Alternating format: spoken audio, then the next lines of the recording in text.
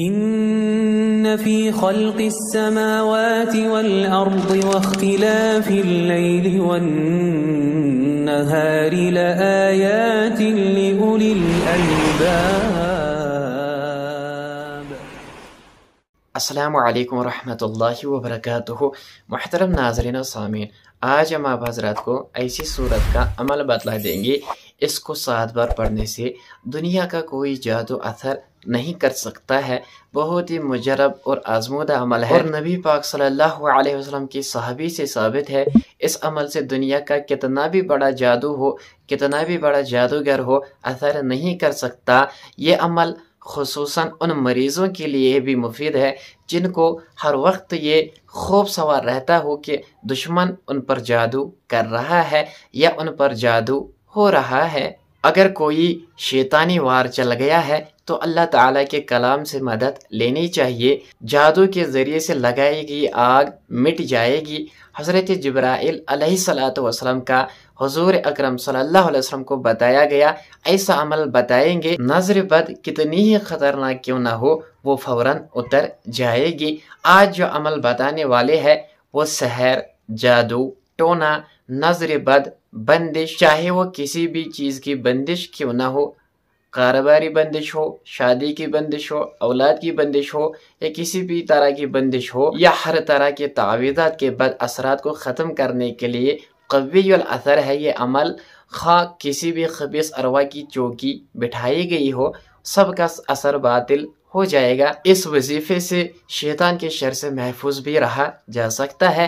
جادو کو ختم کرنے کے لیے جھوٹے اور باطل لوگوں کا سہارا نہیں لینا، اسی کا نام اپنا ایمان بچانا ہے۔ یہ عمل جادو سے بچنے کا ایک مضبوط ذریعہ ہے۔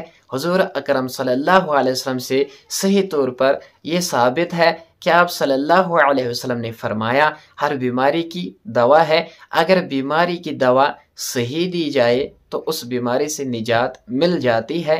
اللہ تعالیٰ نے کوئی بیماری نہیں اتاری مگر اس کی دوا بھی اتاری ہے۔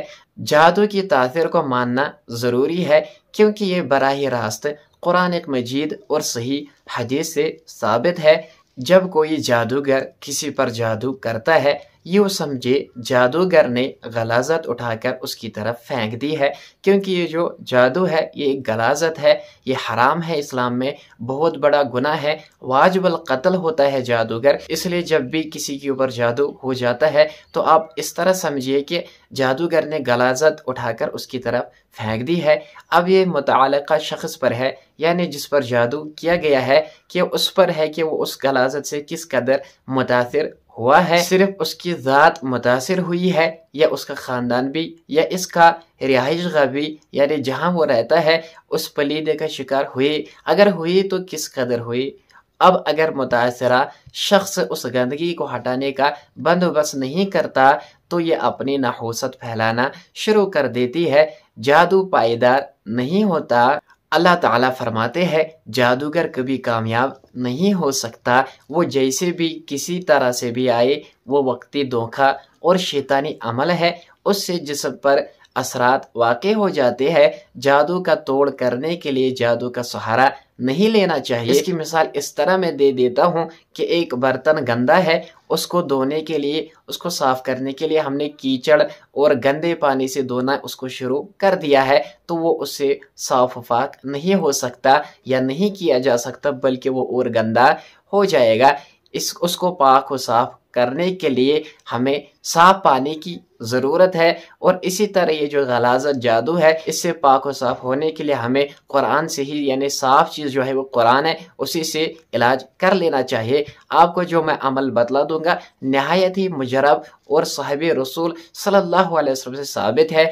عمل جو ہے وہ یہ ہے کہ حضرت عبداللہ بن سلام رضی اللہ تعالی عنہ سے متعلق ہے، جو یہودیت کو چھوڑ کر دائر اسلام میں داخل ہوئے۔ حضرت عبداللہ بن سلام رضی اللہ تعالی عنہ یہود مدینہ کے بڑے سردار تھے۔ ان کے اسلام لانے پر یہود نے چوٹی کے ماہر جادوگروں سے رابطہ کر کے ایسا جادو کروایا کہ نعوذ باللہ ان کا چہرہ مسخ ہو جائے، تاکہ یہودیت چھوڑنے کا انتقام بھی ہو جائے اور یہ پروپیگنڈا کرنے کا موقع بھی مل جائے گا کہ یہودی مذہب برحق ہے اور اسلام جھوٹا مذہب ہے کہ اس کے قبول کرنے سے ان کا چہرہ مسخ ہو گیا۔ حضرت عبداللہ بن سلام رضی اللہ تعالیٰ عنہ فرماتے ہیں کہ اگر میں ہر نماز کے بعد یہ دعا نہ پڑھتا تو یہودی سچ مچ بذریعہ جادو کر کے میرا چہرہ مسخ کر دیتے، اور اس دعا کا ہر نماز کے بعد 1 بار یا 3 بار یا 7 بار پڑھنے کا معمول رکھنا ہے۔ دعا جو ہے وہ آپ کی سکرین پر آ رہی ہے، اس دعا کو ہر نماز کے بعد 7 بار پڑھے۔ جس کو خوف ہو کہ میرے اوپر کوئی جادو کر رہا ہے یا کرنے والا ہے یا کرے گا، اس کو چاہیے کہ ہر نماز کے بعد اس دعا کو جو آپ نے سکرین پر دیکھی ہے اس کو 7 بار پڑھنے کا معمول بنائے، تو کتنا بھی بڑا جادوگر ہو، کتنا بھی بڑا جادو ہو، وہ اثر انداز نہیں ہو سکتا۔ اور اسی طرح نظر بد کے حوالے سے آپ کو علاج بتاتے چلے، یہ جان لینا ضروری ہے کہ نبی کریم صلی اللہ علیہ وسلم نے فرمایا، اے جبریل میرے دونوں پھولوں حسن اور حسین رضی اللہ تعالی عنہما کو نظر ہو گئی۔ حضرت جبرائیل امین نے عرض کیا کہ واقعی نظر لگ جاتی ہے۔